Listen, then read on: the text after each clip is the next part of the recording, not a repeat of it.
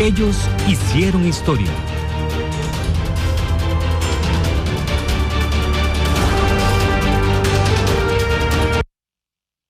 Bien, queridos telespectadores de Más Deporte Televisión, ahora incursionamos en la sección Ellos hicieron historia.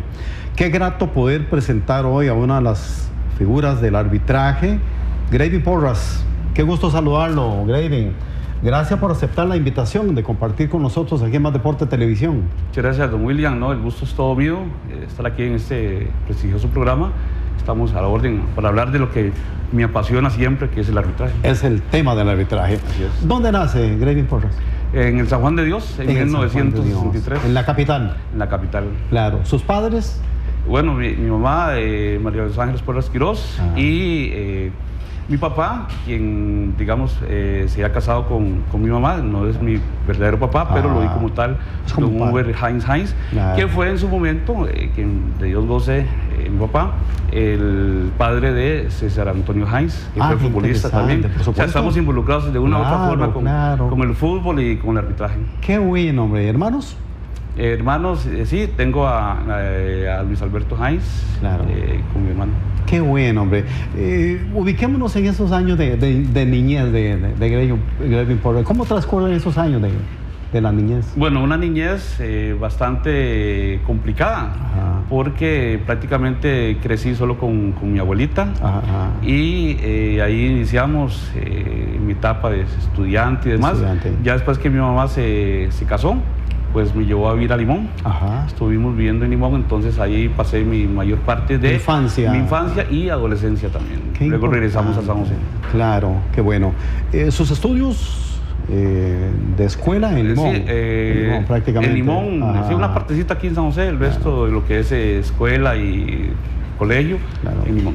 Después se retorna acá a la capital. Luego retomamos aquí a San José, me casé, empecé mi situación laboral, ya dejamos un poquito ahí lo que era el fútbol y me dediqué a lo que es, digamos, el trabajo y todo eso. Claro.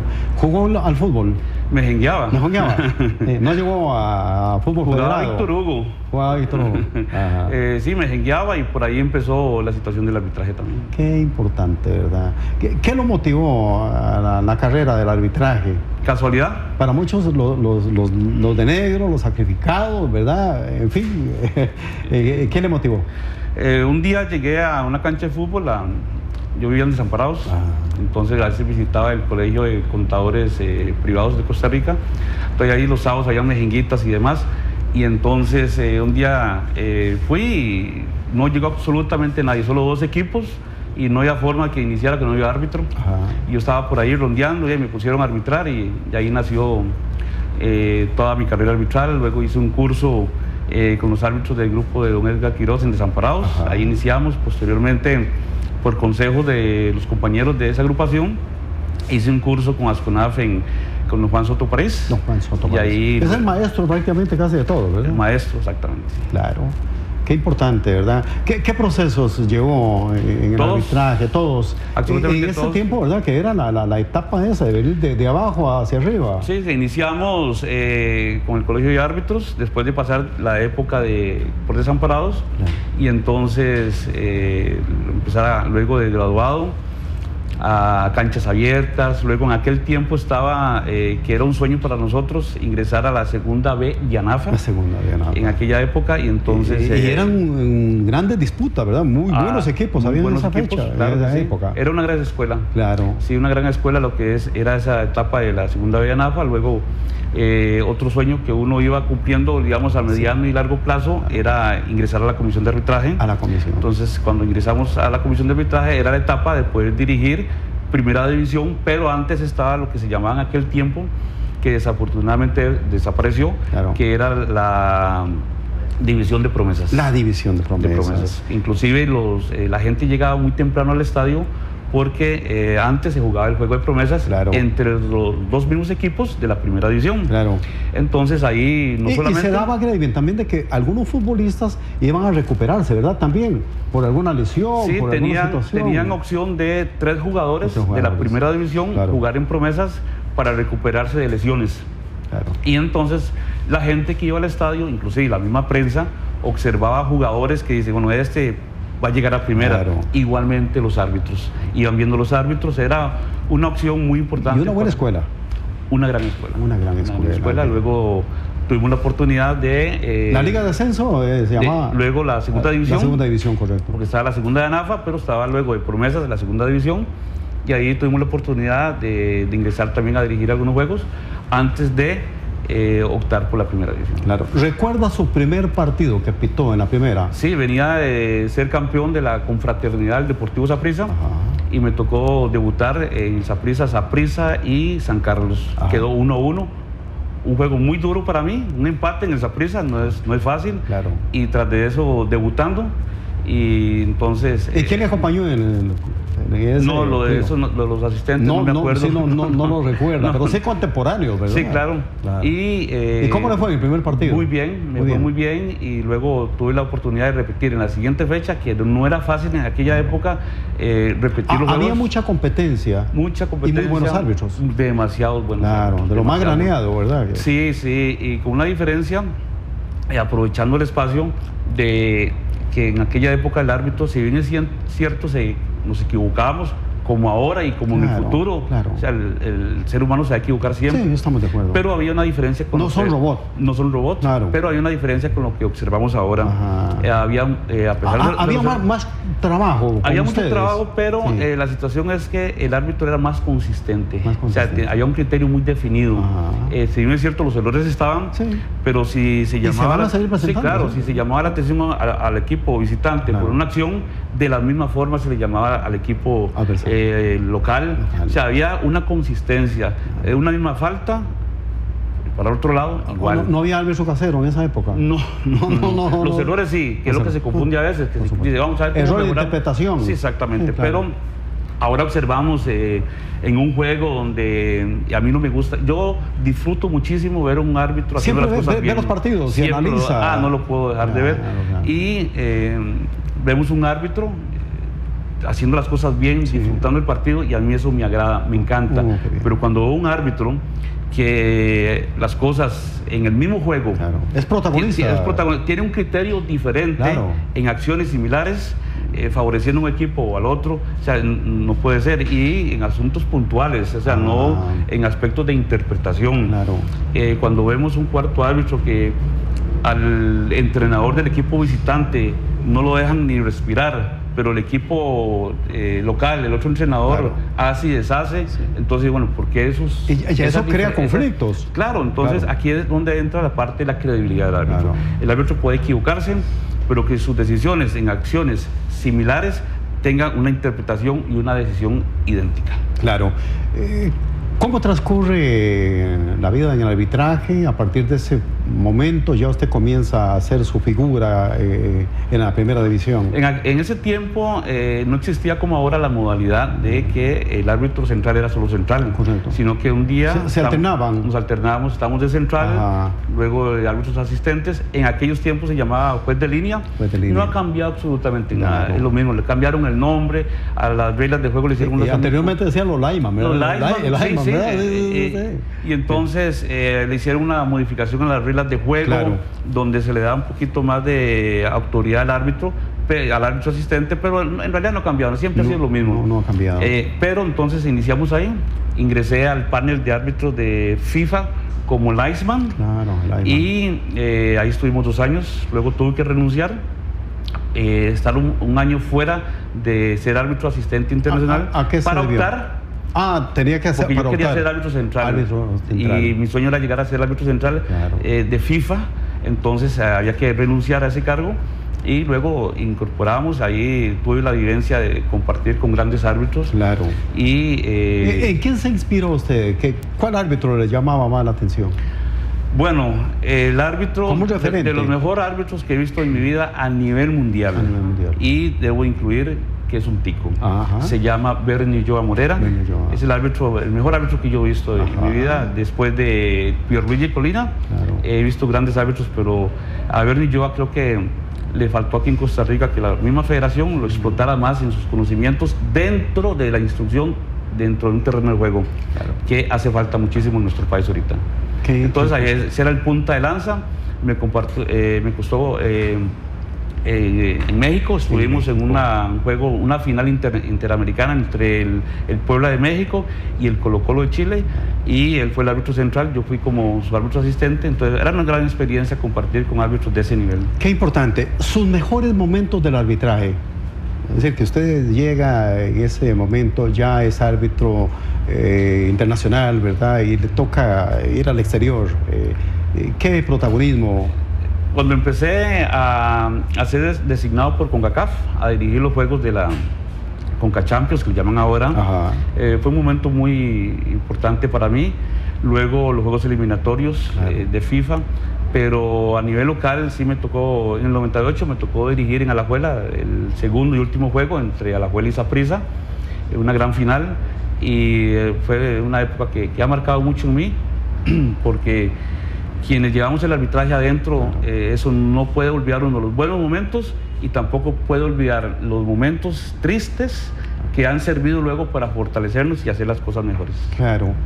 Dentro de su participación en la carrera de arbitraje, ¿tuvo algún momento que arrepentirse por alguna decisión?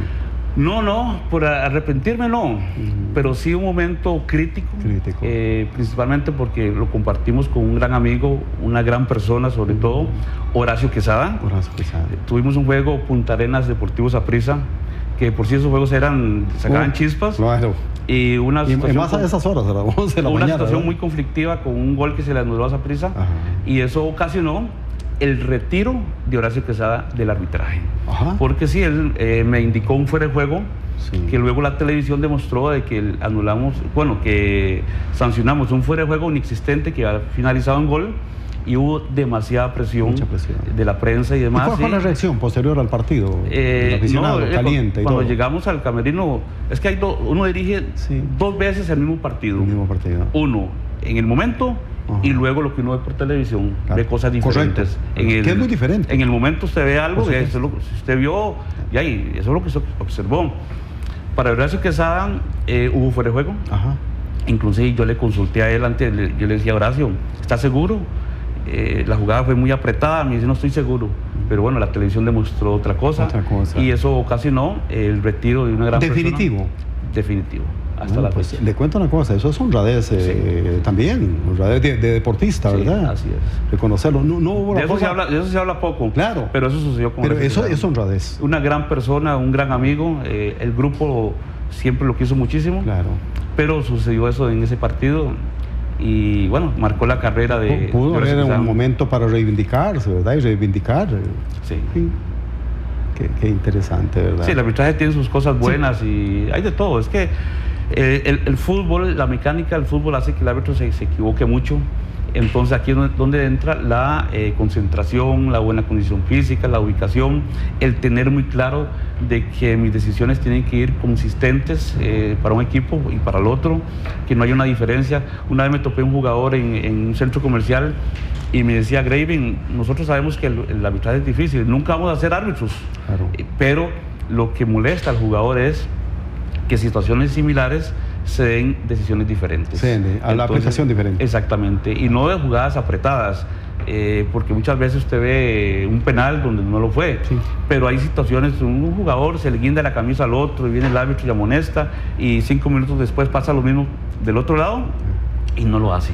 Sanciona la mala falta. Entonces, ¿por qué ese cambio de criterios? Entonces, eso es lo que le quita credibilidad, y los jugadores a veces les causa ese enojo por la falta de consistencia. A veces no es tanto ni por los errores, sino la inconsistencia de tener criterios diferentes en el mismo partido. Claro. Usted vivió etapas muy importantes en el arbitraje, las modificaciones que ha habido actualmente, ¿verdad? ¿Qué cree de esos comunicadores que hay ahora? ¿Usted en esa época no los usó? No, nunca. Nunca, y tenemos que tener muy claro, la época que vivimos, la tecnología va incursionando en todos los campos, evolucionando, y no podemos negarnos al cambio. Si hay algo importante que va a ayudar al árbitro, bueno, hay que aceptar la tecnología.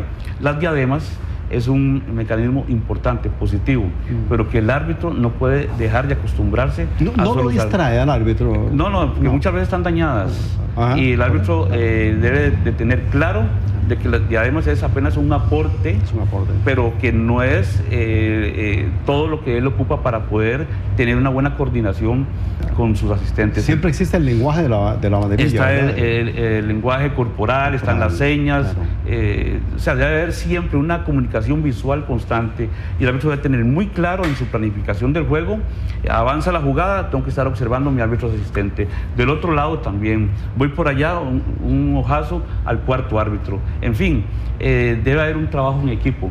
Y las diademas es apenas un soporte importante, pero no lo es todo. No debe malacostumbrarse los árbitros a que si no hay eso, pues mi trabajo se va a complicar. Debe hacerlo igual o mejor. Claro. 17 reglas tiene el reglamento. ¿Qué le cambiaría a usted a esas 17 reglas? ¿Le quitaría o le pone? No, yo las dejaría igual. Igual. Lo que yo haría es que le exigiría más al árbitro que la regla 5 debe hacerse respetar cada vez más. Tuvimos un ejemplo muy claro ahora en México, donde los árbitros han exigido respeto para que ellos puedan también exigir respeto en un terreno de juego. Aquí desafortunadamente el arbitraje está muy débil.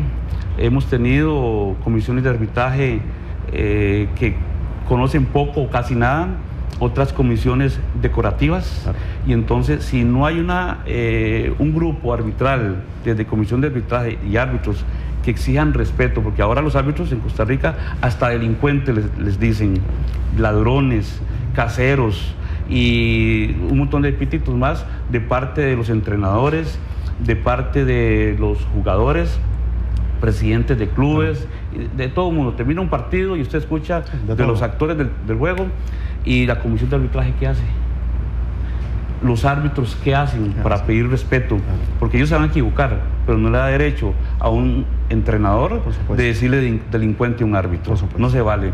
Entonces tenemos comisiones de arbitraje decorativas que, mientras que eso no se aplique correctamente, lo que es concretamente la regla 5, que es la regla del árbitro, bueno, en la medida que eso se mejore, podemos exigir ahora hacia los árbitros mejores condiciones, mejores trabajos dentro del campo de juego. Esperamos que esto de Carlos Bartres sea un aporte importante, aunque a mí me queda el sinsabor de que en Costa Rica tenemos personas muy capaces para ejercer ese puesto, pero bueno, han creído más en alguien de afuera y vamos a ver cómo le va a ir. Bien, ¿qué cree usted de los presidentes de comisiones de arbitraje que ha habido incontables, ¿verdad? Muchísimos presidentes de clubes que no han agarrado ni un silbato de mentira, ¿verdad? Bueno, eso tiene sus demores. De la regla... No es necesario haber sido árbitro para ser presidente de una comisión de arbitraje. Claro.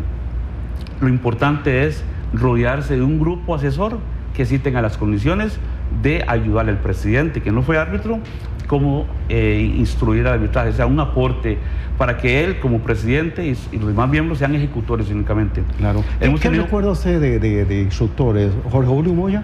Jorge Julio Moya, un instructor a nivel internacional, muy bueno, le aportó muchísimo. Yo creo que en Costa Rica no se valoró el aporte de don Jorge Julio Moya. Por él muchos árbitros fueron a torneos internacionales, por él muchos árbitros fueron a Copas del Mundo, por él muchos árbitros tuvimos la oportunidad de estar siendo designados, pero también no se ha valorado en Costa Rica en su momento que tuvimos a don Isparino Siles, una de las glorias del arbitraje de Costa Rica, y ahí lo tenemos para que aporte al arbitraje de Costa Rica. Sin embargo, ahorita no se le está tomando en cuenta. Hemos tenido a un Bernie Joa que como instructor... Uno no se explica, Grepi, por ejemplo, el conocimiento, la capacidad de Bernie y de algunos otros exárbitros que han llegado a la comisión, pero no pasa nada. El tiempo pasajero que estuvo Bernie, que instruía el arbitraje, inclusive yo agarré alguna época de él, donde dentro del terreno de juego le daba consejos de cómo manejar partidos, cómo manejar conflictos en un partido directamente, no instructor de aulas, no, instructor de terreno de juego, y lo hacía muy bien, el árbitro le entendía, tenía una facilidad de que el árbitro le entendiera cómo manejar situaciones del partido, en algunos momentos cuándo aplicar el sentido común, cuándo aplicar el reglamento, cuándo salir de conflictos importantes, cómo manejar la técnica arbitral, algo que ahora se da muy poco, pero él le aportó muchísimo. Sin embargo, En Costa Rica a veces no se valora eso. Claro. ¿Fue usted un árbitro de diálogo en el terreno de juego? Sí, siempre me gustó un poco de diálogo.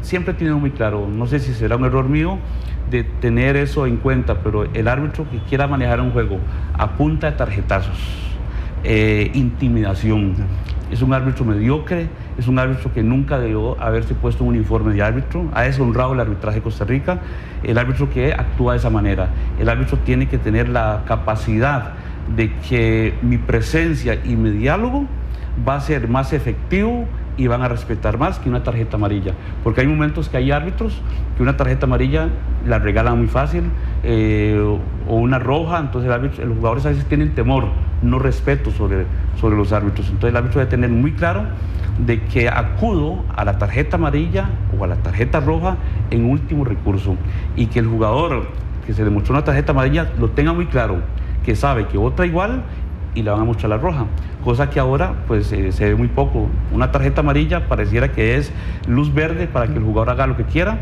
y no sale la roja. Entonces eso tienen que tenerlo muy claro los árbitros. Claro. ¿Cuántos países visitó a través del fútbol? Bastantes, todo lo que fue el Caribe.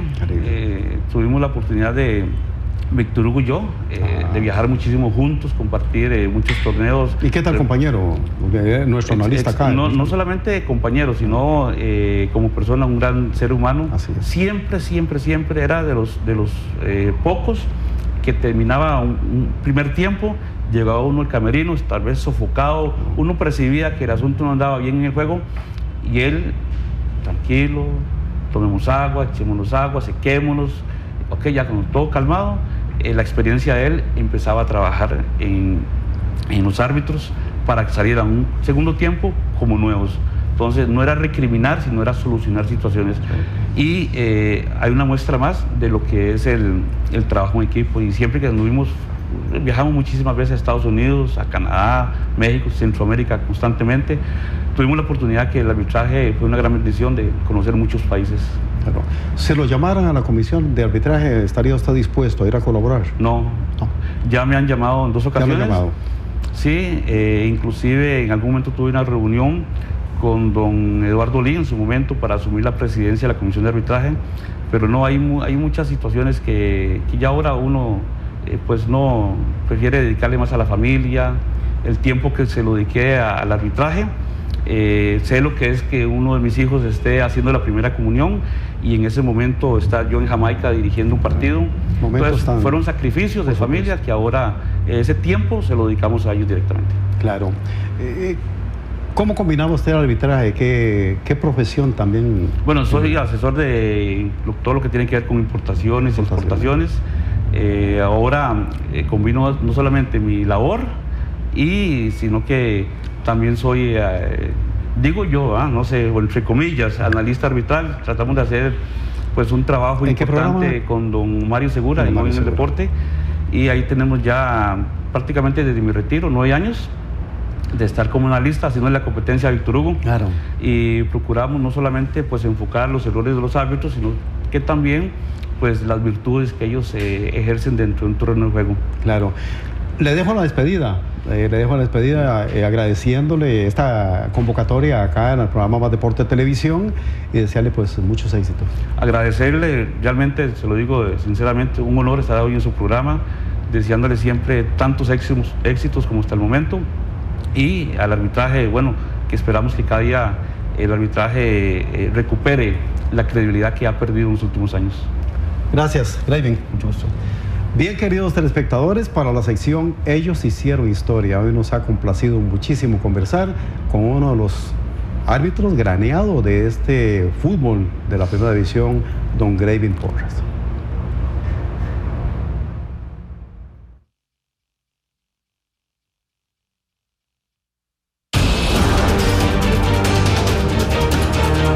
Hotel de Paso La Cascada presentó Ellos Hicieron Historia.